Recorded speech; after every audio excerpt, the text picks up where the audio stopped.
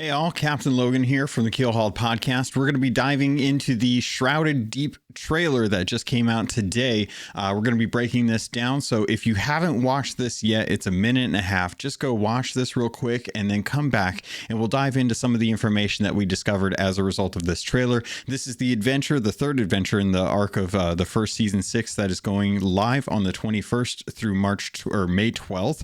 And we're going to be diving into this now. So again, if you haven't watched this, just go watch this first. This is going to be a terrible way for you to experience it because I'm going to be starting and stopping as we go along to kind of discuss some of the different elements and how they tie into the lore with Sea of Thieves as we go through this actual video.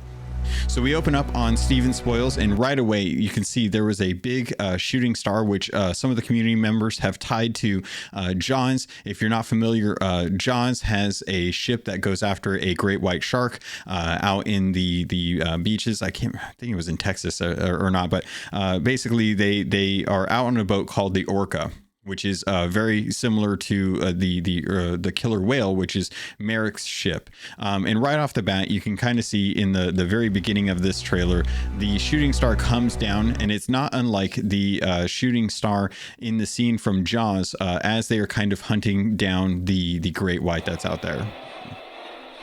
So you can kind of see he's getting the gun, and it's going to pop up with him looking into the sky. And in the background, you'll see right across here a shooting star.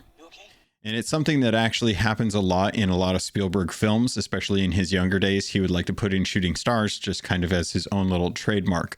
So they're paying homage to Jaws in this scenario, according to the community. We don't really know for sure until we actually talk to someone who actually did it. But in this instance, it makes sense given that the great white shark that was being hunted in Jaws is akin to the megalodons that are in Sea of Thieves, as well as the killer whale and the orca. There's a little bit of history, if you don't know, that we'll get into with the actual killer whale later in this breakdown as we kind of go throughout the actual trailer. But let's get into this. Telling me what does and doesn't exist. This is kind of a funny little nod from the community or from the studio to the community, telling Merrick, of all people, what does and doesn't exist. Because in the community, if you're not aware, there's a lot of folks who, and myself included, have joked about how the Shrouded Ghost doesn't exist. And the reason being is that it is a very low chance to spawn when you're actually out encountering megalodons in the game. So if you're out and about and you can't find it, it seems like it doesn't actually exist because you've never actually seen one. You've only heard people talk about it. There's obviously been videos and stuff like that where people have actually captured video of the Shrouded Ghost. But if you're just looking at it from the perspective of pirates on the Sea of Thieves, a lot of people have heard the tales of a Shrouded Ghost, but never actually seen one. And it's here that Merrick is kind of having qualms with the fact that people are of all people, they're telling Merrick, the one who's hunted down megalodons most of his life, that there's no Shrouded Ghost and that he's crazy for it. We also get our first little appearance here from Shelly the Crab. Shelly the Crab was originally part of the cinematic trailers that started off with the Hungering Deep. So Shelly was actually first with Merrick for the very first trailer that we got for Sea of Thieves after its launch, and it's kind of fitting that she'd be able to hang out with him while he's kind of poring over these documents. So let's get into the documents itself. Oh, show 'em. And what a moment right here if you freeze frame it. It looks as though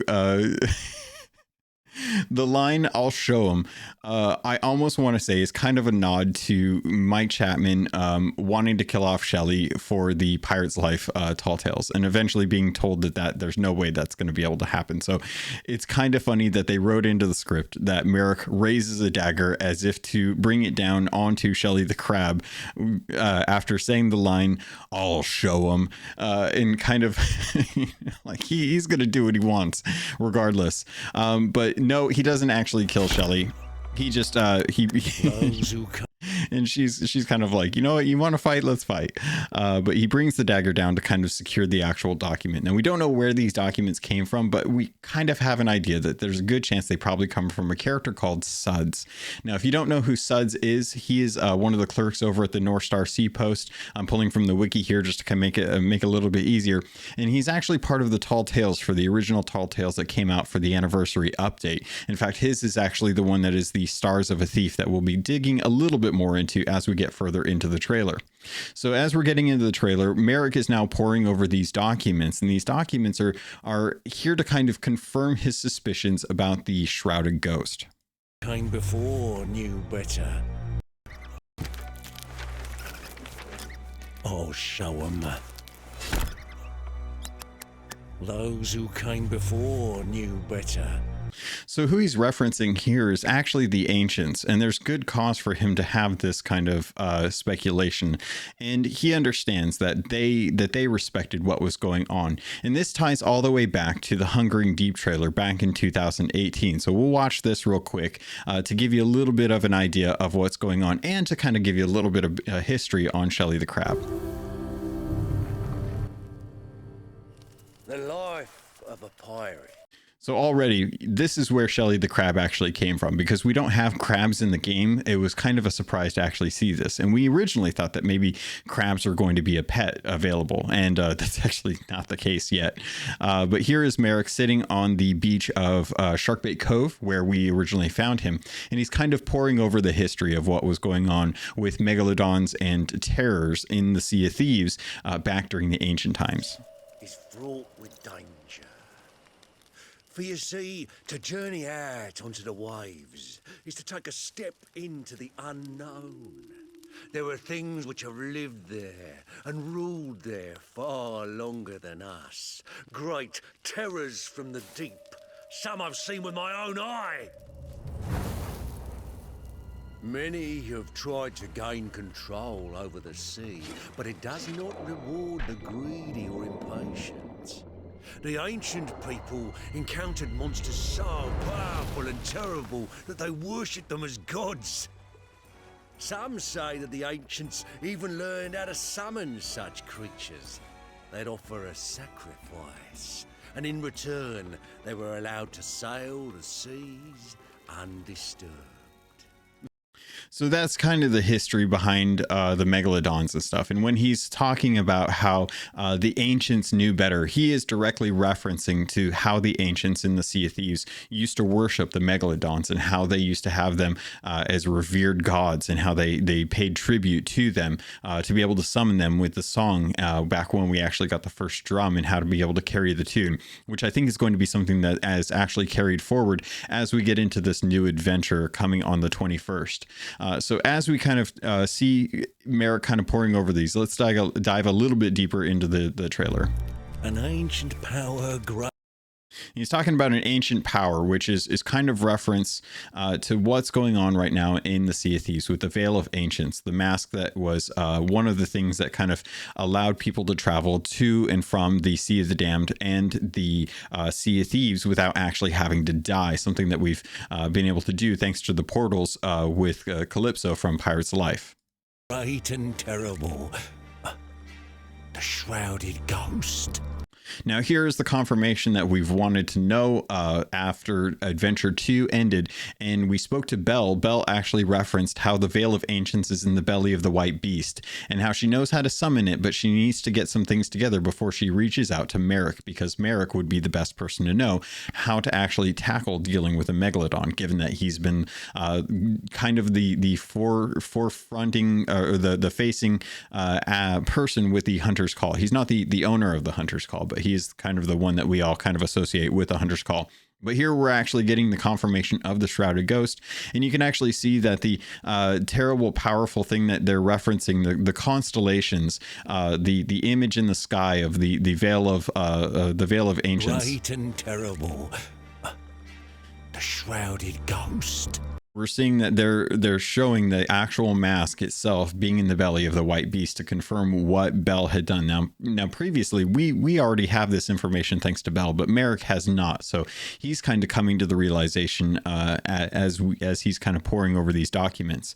And you can kind of see here's an interesting little bit of information that we don't really understand, but it is the shape of the ancient the Veil of Ancients, and there's a symbol that is pointing to it, and you can actually actually kind of see this a little bit better in the previous scene, where whatever this shape is here is being represented, or is at least associated with the language towards the iconography of the Veil of the Ancients. Now, we don't necessarily know for sure what it means or how we're going to be able to tell, but for sure this symbol here is tied to the Veil of the Ancients, because you can see kind of the similar shape here, as well as with the constellation in better resolution kind of here as well. So Of course. now here's an interesting thing that I kind of like. This kind of shows a portal or a whirlpool, something that kind of shows the difference between the daylight and the nighttime. And if you're kind of familiar with Pirates of the Caribbean, you may already be aware of what's going on. But the way to pass from the land of the living to the land of the dead, at least in Pirates of the Caribbean, is you had to wait for the green flash at where the sun finally sank below the horizon, and the last bits of daylight just before nightfall were out in the sky.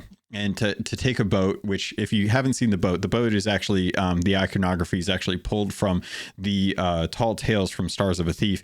You can see here the tar pitched boat rowed by hand with two oars or two trees as oars. Same shape with three people. If you go back to the actual trailer itself, you can actually see the same exact iconography here on the document, indicating that is the ancient in them in their boats. So here it's kind of nice to see just what's going on, as there is a boat that will need to travel through an unknown path through a portal between day and night to be able to pass through wherever it's going to get to the land of the dead. Now, there's still a bunch of weird, interesting iconography here. There's a campfire. There's a soul passing from one plane to the next. There's a family over here.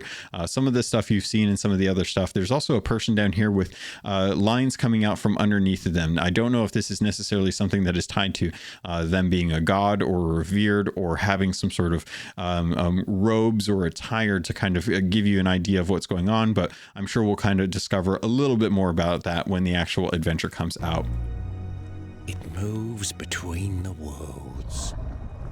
The lore behind the Shrouded Ghost, the reason why it is so rare, having that being tied to the fact that it moves between worlds because it has the Veil of Ancients mask in its belly. Having that tool, being able to move between, explains why the probability of finding the Shrouded Ghost is so low. And I love that there's actually a lore reason for this. I think it's a really cool way to kind of tie the game mechanics to the actual lore, so that it's understood why things act the way they do. We have this already with a lot of other stuff in the game too, so it's nice to kind of have this tied to the actual megalodons. I love that he's scared at the moment. It really does kind of feed into the fear of, he's been hunting these things for a long time. He's lost 2 legs to them. So it's not too surprising as to why he would be a little trepidatious about what's going on with the actual megalodons, hearing the roars in the middle of the night.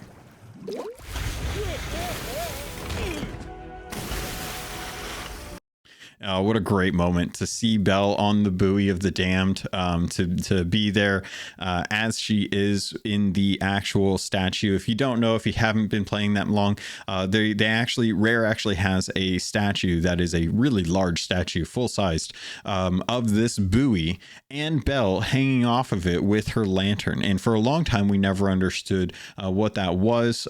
Originally, when the game was being tested in alpha, you would meet with Belle to get sent back to the Sea of the Sea of the Thieves when you died, instead of going to the ferryman. That idea was scrapped in lieu of mermaids and the Ferry of the Damned. So it's nice to see them kind of tie this in as a way for her to travel from place to place as she's kind of in the Sea of Thieves.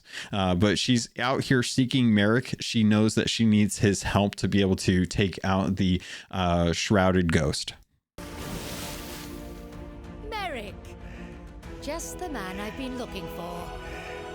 Let's go. And right here we have her resurrecting the killer whale. And there's some interesting things going on with this. The Killer Whale is a set that you can actually get if you progress through the Hunter Call reputation.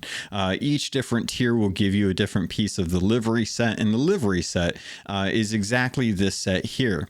The only difference is that the figurehead is currently different. The figurehead that you get from the actual reputation is a bunch of marlins, or I think they're marlins or swordfish on the front for the figurehead. But the Killer Whale is Merrick's ship. It's something that has been shipwrecked for a very long time, all the way dating back to the origin of the Sea of Thieves. So back before we had the Reapers Hideout, there was this unmarked island that you could visit to, and you can tell just based on the fact that my ship has, or actually, I don't know if you can see it too well, but if you take a look, you can see that the ship that I was using when I took these photos doesn't even have the rowboat or the harpoons on them. So out at Reapers Hideout, it used to be a lush, beautiful island. And here you can actually see that there's a crow's nest. Well, the crow's nest itself was actually the crow's nest for the Killer Whale. And the Killer Whale was Merrick's ship that was shipwrecked at this outpost, or at this unmarked island. And you could go there. And for a long time, we never understood the information behind it until Merrick actually came to the Sea of Thieves for the Hungering Deep event that came shortly after launch. And you can see here's the Reapers Hideout before it was the Reapers Hideout, back even before we had the Arena Tavern on the center spire and stuff. And the Killer Whale was actually used parts of to build out the actual Reapers Hideout. The wood and the ship itself, along with other shipwrecks, were all things that were kind of used for the Reapers Hideout. So for a long time, we've always been under the assumption that the Killer Whale was no more and that there was no way of actually getting it back. So as we get back to the actual trailer, it's kind of cool to see that the Killer Whale has been resurrected. And for those that don't know, if you haven't played through A Pirate's Life, Tall Tales, we found out, thanks to those, that by lore, the merfolk are actually the ones that rebuild our ships for us. So when your ship sinks and you take a mermaid, the mermaid sends you back to an island, and that island has a brand new ship that is a replica of the ship that you had for you there. So we're kind of wondering, why now? Why is the time the merfolk would rebuild this ship? Or did Bell rebuild it? And I think there's a little bit of information here that is being unsaid with this trailer. So, and for that, we're going to have to go over to the Wikipedia to actually take a look at Sarek. Sarek is Merrick's wife, and there's a little bit of history between the two of them. So if you don't know, Sarek is actually the owner and the creator of the Hunter's Call. So if you talk to Sarek at any point in time, you'll see this dialogue here. Head of the company, you say, tell me why you started the Hunter's Call. I've always had an eye for handsome figures, so I wondered how could I make myself a few gold coins. I knew you pirates would eventually get tired of digging up chests, collecting skulls, and transporting goods, so I started this company for you to learn new skills around catching and cooking food. I sell the food on, of course, at a not insignificant profit. Now here's the actual interesting information.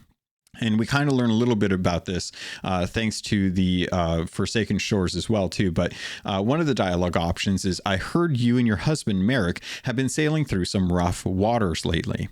And she responds, it was his obsession with that megalodon. He'd disappear for days to track it down. I lost count of the nights I spent alone. To teach him a lesson, I swam off with a merman, but sadly, I couldn't get used to living a life in water. I've decided to give Merrick a second chance, but if he takes even the slightest glance at a shark, I'll be gone forever. Now, if you look at Sarek, she has little bits of coral in her hair. She's got a bustier with short sleeve jacket and some gloves. Now, if we go back to the trailer here, you can see very clearly that there is a figurehead that resembles Merrick's wife holding a harpoon. So my theory on this is that before Belle could actually meet up with Merrick, she went and actually spoke to Sarek and told her about what was going on with the Sea of Thieves and how she needed Merrick's help to be able to hunt down the Shrouded Ghost so that we could actually get the Veil of Ancients, and that the only way that she was going to be able to do this was with Merrick's help. and if Sarek would be okay letting the merfolk actually resurrect the killer whale. And if that was going to be the case, and if she was going to let Merrick help Bell kill the Shrouded Ghost to get the Veil of Ancients, there had to be a change to the killer whale. It couldn't just be the same old ship, and there had to be a reminder of what he had at home while he went out hunting, and that would be in the form of his wife as a figurehead, with him always hunting. So here we have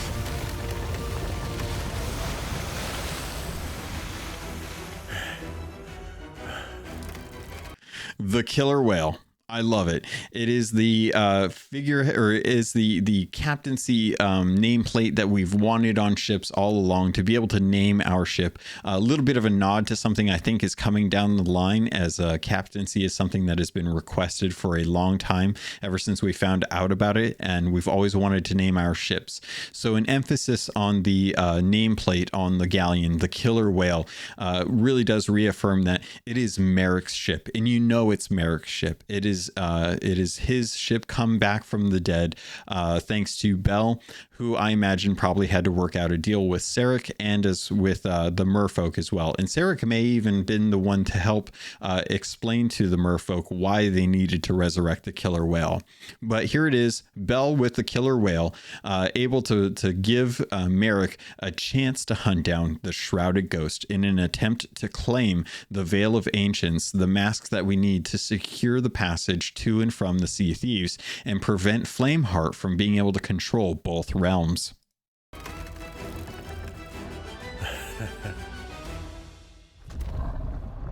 So the Shrouded Deep is coming. That is starting on the 21st, later this week, and going until May 12th. If you guys enjoyed this, definitely let me know what your thoughts are. I'd love to hear anything that maybe I missed in this trailer, but I feel like I got most of it.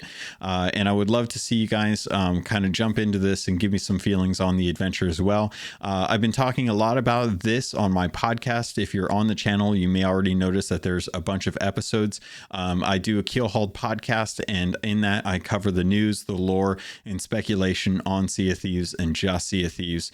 Next month's episode is going to be for the Gold Hoarder episode, so it's going to be a community-based episode. But this week's episode just came out on the 18th as well too, and I'll be having that video on the playlist for the Keelhauled podcast 2022, along with this video here. So if you guys like this, definitely give it a like, definitely give it a subscribe if you enjoy the content. And with that, pirates, thank you, I love you, and I look forward to sailing with you on the Sea of Thieves.